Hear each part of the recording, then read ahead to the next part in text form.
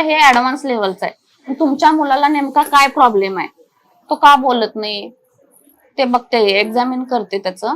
आणि त्याला नेमका ओरोमोटर हे आर्टिक्युलेशन प्रॉब्लेम असू शकतो. म्हणजे हे काय, जिभेचा पडजीभ वगैरे टाळाला चिकटलेली असली किंवा इथले मसल वीक असले, हे जॉचे जे मसल कनेक्टेड असतात ते जर वीक असले तरी मूल बोलू शकत नाही.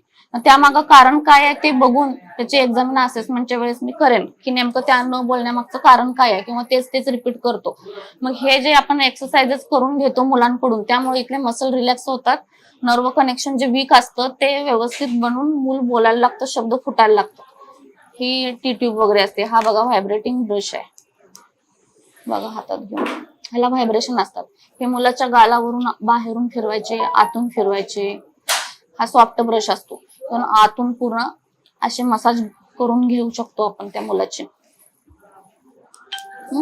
आणि जर त्याला क्लेफ्ट पॅलेट किंवा आणखी टंग टाय वगैरे असेल तर सर्जरी करावी लागते त्या मुलाची.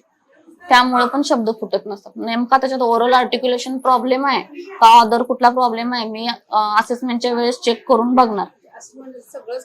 सगळंच कळतं, सगळं पूर्ण टॉप टू बॉटम त्या मुलाचं. म्हणजे फिजिकली काय वीक आहे तो मुलगा, मेंटली कसा वागतो, का कारण काय त्याच्या मागची, हे सगळं मी तुम्हाला तेव्हा सांगेन, एक्सप्लेन करेन की 8 सेन्सरी सिस्टीम आहे, त्याच्याशी रिलेटेड कुठला प्रॉब्लेम आहे, सगळं सगळं ऑटिझमशी रिलेटेड त्याला किती % प्रॉब्लेम आहेत, काय लेवल आहे, माइल्ड आहे का, मॉडरेट आहे का, सिव्हिअर आहे, आणि किती % ऑटिझम प्रेझेंट आहे त्याच्यामध्ये, ते सगळं सांगू शकते. स्पीचशी रिलेटेड काय प्रॉब्लेम आहेत, बिहेवियरशी रिलेटेड काय प्रॉब्लेम आहेत, सेन्सरी जे इश्यू आहेत त्याच्याशी रिलेटेड काय प्रॉब्लेम आहेत.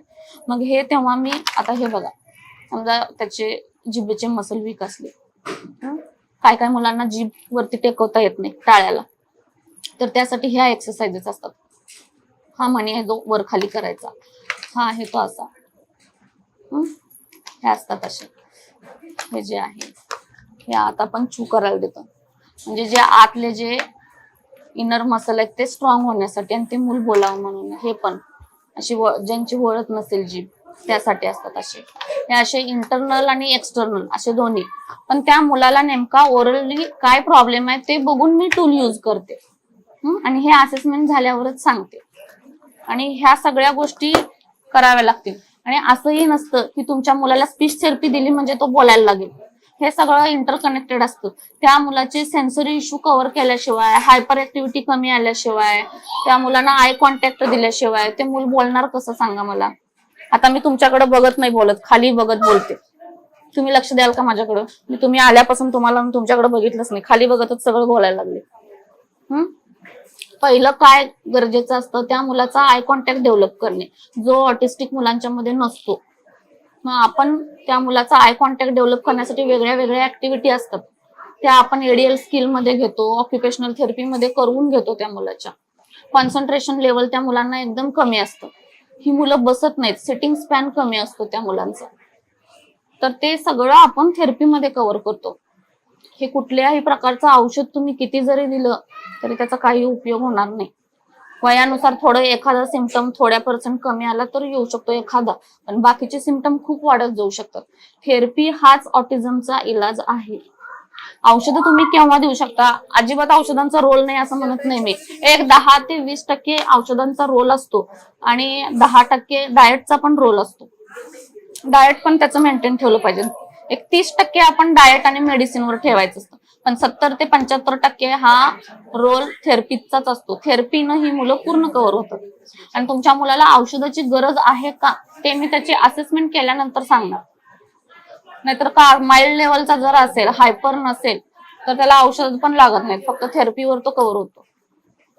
थेरपीमध्ये पण त्याला ऑक्युपेशनल थेरपी असते, त्यामध्ये त्याचे सेन्सरी इश्यू, हायपर ऍक्टिव्हिटी जो इकडून तिकडे पळतो ते सगळं शांत होऊन नॉर्मल मुलासारखा तो शाळेत जाईल. आता तुम्ही त्याला थेरपी दिली नाही, स्पीचची दिली नाही, बिहेवियर त्याचं मेंटेन केलं नाही, वर्तणुकीच्या ज्या समस्या आहेत हळूहळू तुम्हाला दिसायला लागतील. आता शाळेत घातले, शाळेतले टीचर तुम्हाला कंप्लेंट येतील तेव्हा कळणार तुम्हाला की तुमचं मुलं एकटंच वेगळं बसतंय, एकटंच वेगळं खेळतंय, नावाने हाक मारल्यावर आमच्या तीन बघत नाही आमच्याकडं, मी काय शिकवतोय तुमच्या मुलाला कळत नाही, इतर मुलांच्या सारखं तुमचं मूल वागत नाही, बसत नाही, बोलत नाही, ग्रुप ऍक्टिव्हिटी मध्ये इन्व्हॉल्व्ह होत नाही, काय शिकवतो ते शिकत नाही. हे सगळे सिम्पटम ऑटिझमचे. तर तुम्ही ही थेरपी घेतली नाही आणि त्याला शाळेतच फक्त घातलं किंवा मेडिसिनच फक्त दिलं किंवा स्पीचच थेरपी दिली, काही उपयोग नाही. हे सगळं त्याला द्यायला पाहिजे. स्पीच द्यायला पाहिजे, ऑक्युपेशनल द्यायला पाहिजे, बिहेवियर द्यायला पाहिजे, मग तो बाहेर पडेल. तुम्ही ट्रेनने येऊ शकता किंवा बसने येऊ शकता.